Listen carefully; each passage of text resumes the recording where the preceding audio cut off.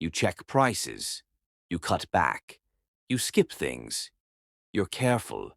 And still, prices go up.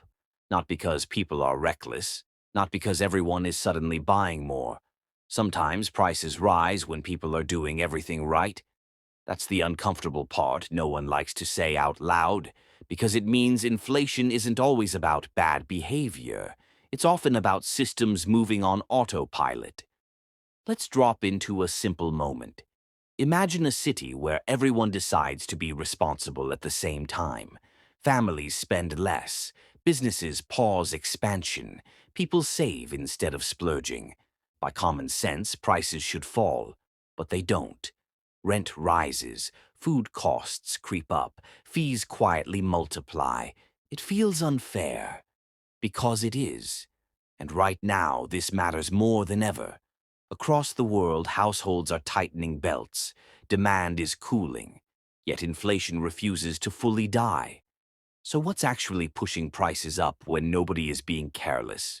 To understand that, you have to stop thinking about inflation as a mood problem and start seeing it as a plumbing problem. Money doesn't behave like emotions.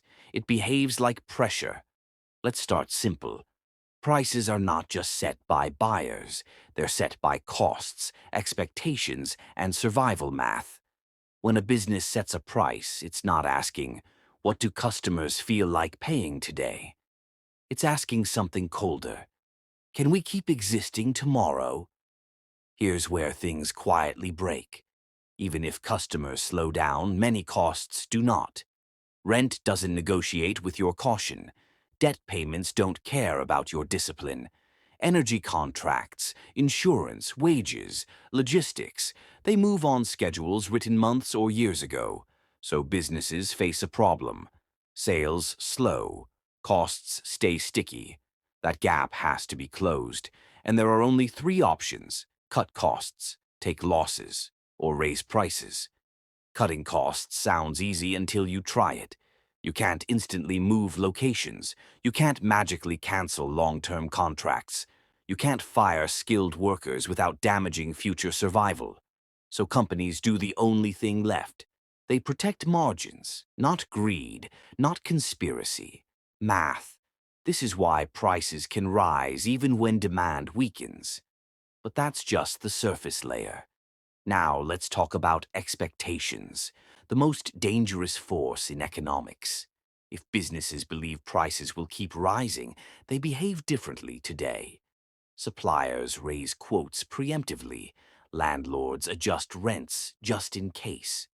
Manufacturers build future cost increases into current prices. Nobody wants to be the one left underpriced next quarter. So inflation becomes self-reinforcing. Not because people want it, but because they fear being crushed by it. This is how caution turns into pressure. Now comes the part that really messes with your intuition. Saving money, the responsible thing, can actually make prices worse. Here's how. When people save more, money slows down. Less spending, less circulation. That sounds good, but businesses still have fixed costs, so they spread those costs over fewer sales. If a cafe sells 100 coffees a day, rent gets divided by 100 cups. If it sells 60 coffees, rent gets divided by 60.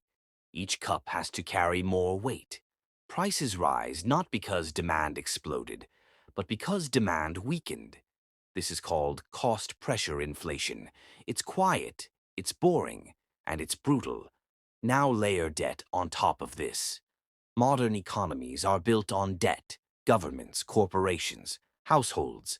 Debt is manageable when rates are low and growth is steady. But when interest rates rise, even slightly, the math changes fast. Debt payments increase immediately. Revenues adjust slowly. So again, businesses face a gap, and again, prices get nudged upward. This is why inflation often lags behind policy changes. The damage is delayed, the pain shows up later. Now let's zoom out.